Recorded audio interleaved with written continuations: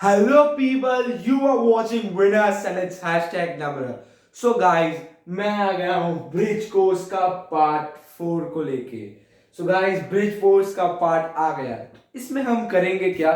So guys, इसमें हम triangles के बारे में जानने वाले हैं और डेप्थ में और डीपली. ओके, मैंने बहुत बार देखा है कि लोगों को इसमें कंफ्यूजन होता है कि ऑल्टीट्यूड क्या होता है, मीडियन क्या होता है, एंगल बाइसेक्टर क्या होता है. चलो, ये सेंट्रोइड तो कुछ नया सा कॉन्सेप्ट है, इसलिए उसमें तो अभी किसी को पता भी नहीं होगा कई लोगों को कि होता क्या है. इन तीनों में कई लोगों को डाउट होता है. तो गाइस, मैं आज इसी को क्लियर करने को आया हूं. ठीक है, so let's start without wasting our time. Hello, हाँ, जस्ट अ सेक.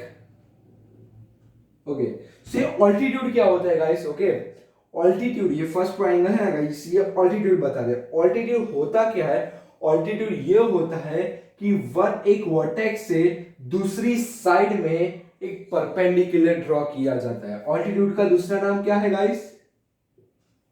इसका दूसरा नाम है हाइट. ठीक है गाइस, हाइट क्या होती है? जैसे कि राइट एंगल ट्रायंगल में हाइट क्यों होती है? क्योंकि ये जो होता है वो परपेंडिकुलर होता है. हाइट मतलब कि shortest distance between two points या टू पोल्स, एनीथिंग. ओके, सो इन दोनों के बीच में जो शॉर्टेस्ट डिस्टेंस है वो हमेशा, शॉर्टेस्ट डिस्टेंस किसी भी चीज का गाइस परपेंडिकुलर ही होता है.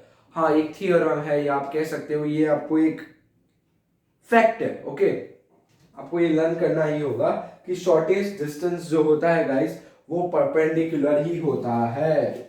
ओके गाइस, तो हमको ये पता चल गया कि ऑल्टीट्यूड होता क्या है. ऑल्टीट्यूड मतलब कि एक वर्टेक्स से दूसरी वर्टेक्स पर जब परपेंडिकुलर ड्रॉ किया जाता है. ठीक है, इसमें ऐसा नहीं होता कि TC is not equal to BT. Okay guys, ये इसमें नहीं होता. ठीक है, फिर इसमें दूसरी क्या खास बात होती है कि angle A T C equals to 90 degree.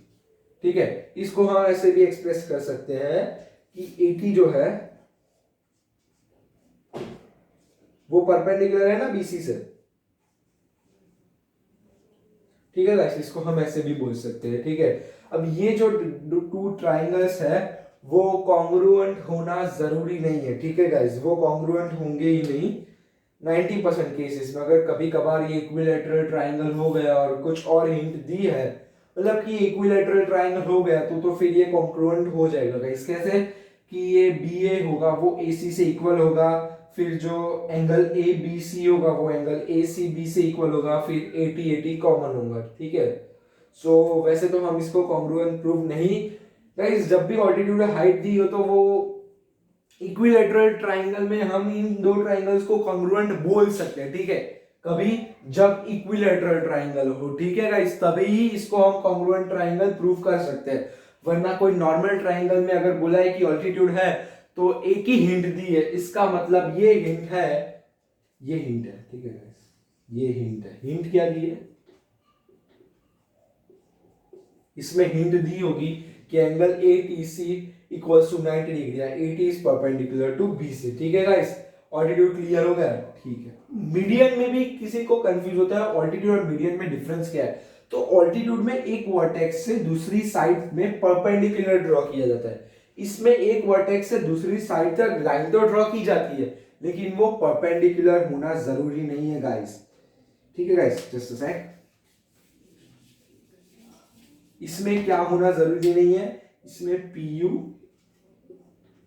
Perpendicular Q R से होना जरूरी नहीं है. ठीक है गाइस, ये होना जरूरी नहीं है. ठीक है गाइस, ये नहीं होगा. ठीक है, मतलब हो भी सकता है कभी कभार इक्विलैटरल ट्राइंगल में मीडियन और ऑल्टीट्यूड सेम होता है, लेकिन नॉर्मल ट्राइंगल में अगर मीडियन बोला है तो हमारे पास एक ही हिंट है. हिंट क्या है? Q U equals to U R. मतलब कि क्या? ए दोनों साइड इक्वल है. Q U equals to U R. ये 90 डिग्री होना जरूरी नहीं है गाइस. ठीक है, ये 90 डिग्री नहीं होगा. हाँ, नॉर्मल ट्राइंगल में ये 90 डिग्री नहीं होगा. ठीक है, मतलब मीडियन में क्या होता है? मीडियन में होता है Q U equals to U R. सिर्फ एक ही हिंट है, ये 90 डिग्री नहीं होगा. ठीक है गाइस, मैं ये इरेज कर देता हूं वरना आप लोग कंफ्यूज भी हो सकते हो. मतलब सिर्फ एक ही हिंट दी है. ठीक है गाइस, क्या हिंट है? हिंट हमारे पास है Q U equals to U R. अब अगर इक्विलेटरल ट्राइंगल में मीडियन दिया है गाइस, तो इसको ऑल्टीट्यूड प्रूफ करना है, तो आप कैसे कह सकते हो लाइक, ठीक है गाइस, पी क्यू यू, इससे हम क्या कॉन्ग्रुएंट प्रूफ करेंगे, P Q equals to P R अगर इक्विलेटरल ट्राइंगल या आइसोसेलेस ट्राइंगल दिया है तो।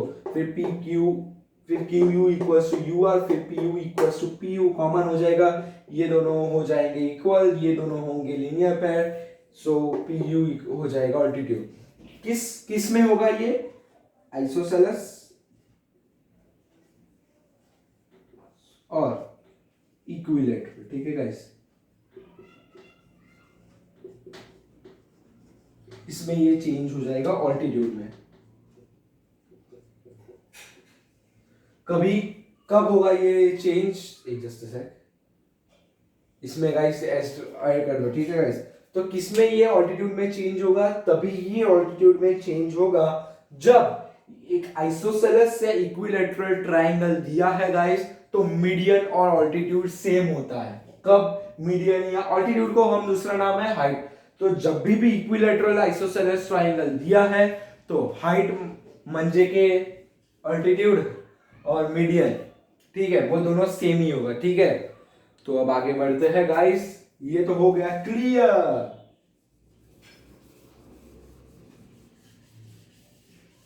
हाँ गाइस, अगर अभी तक आपने चैनल को सब्सक्राइब नहीं किया तो नीचे दिए गए रेड बॉक्स पे क्लिक कीजिए और नोटिफिकेशन आइकन पे प्रेस कर लीजिए, ठीक है, जिससे आपको मेरे सारे वीडियोस इजीली अवेल हो सकते हैं। क्योंकि गाइस अब करना है अगर आपको मैथ्स में टॉप, तो फिर वीडियोस तो देखनी पड़ेगी। ओके गाइस, सो ये भी होगा, ठीक है। सो अब है थर्ड नंबर। थर्ड नंबर है एंगल बाइसेक्टर। एंगल बाइसेक्टर माने के क्या, म्हणजे क्या, what does it mean? It does not mean that angle X V Y, ये जो एंगल होगा वो इससे इक्वल होगा, नहीं गाइस, ये दोनों इक्वल नहीं होंगे, no, not at all. It does not mean that angle X V Y is not equal to angle X V, क्या होगा, z, ठीक है। It means that angle Y X, ये जो होगा वो इससे इक्वल होगा, angle Y X V will definitely be equal to angle ZXV, ठीक है गाइस। इसका मतलब ये है गाइस कि ये जो एंगल है ना गाइस, एंगल y x और v, just angle y x और v, ये जो एंगल है ना गाइस, ये दिख रहा है ना, अगर आपको देखो,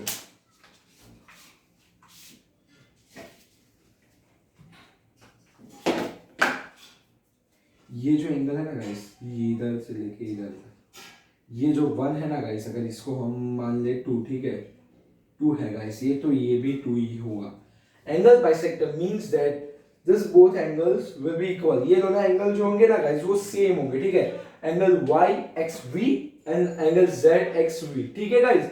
ये क्लियर हो गया? अभी भी कुछ डाउट हो तो गाइस कमेंट कीजिए। अगर आपको इसमें और एक पार्ट चाहिए और डीप एक्सप्लेनेशन तो मैंने गाइस दिया ही है, अगर इसमें और डाउट सॉल्व करने हैं तो आप मुझे डाउट सेंड कर दीजिए, ठीक है गाइस, मतलब ठीक है गाइस, कमेंट में डाउट्स आप सेंड कर दीजिए, मैं उसका सॉल्यूशन दे दूंगा।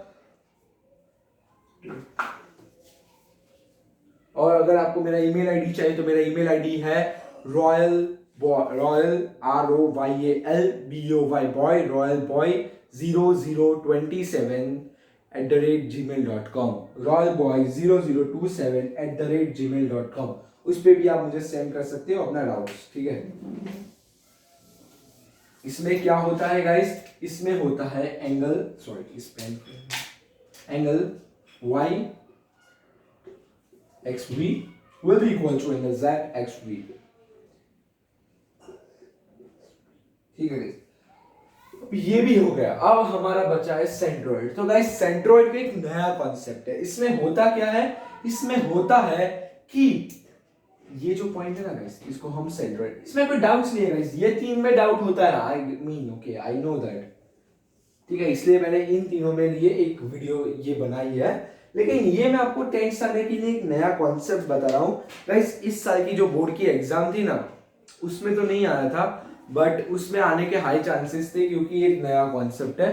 बट पिछले 1-2 साल में आया है गाइस, 2 बार आ गया है और 2-2 3-3 मार्क में पूछते हैं गाइस, एमसीक्यू में भी पूछते हैं और बच्चों को like many times they don't know the real answer, or like if they know, they don't know the concept behind this, what is centroid, then how would they be able to find the answer? Okay, so उन्हें पता ही नहीं होता ये क्या होता है। तो मैं आज आपको बताना हूँ सेंट्रॉइड ये पॉइंट होता है गाइस। ये पॉइंट कैसे बना सकते हैं?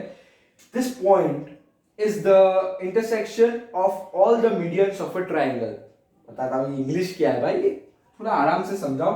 तो गाइस इस वर्टेक्स से मैं EF जो साइड है ना उस पे एक मीडियन बना रहा हूँ, मतलब EM इक्वल्स टू MF। ठीक है गाइस, ये क्लियर हो गया? EM इक्वल्स टू MF, ये DM है ना गाइस, ये एक मीडियन है। ठीक है गाइस,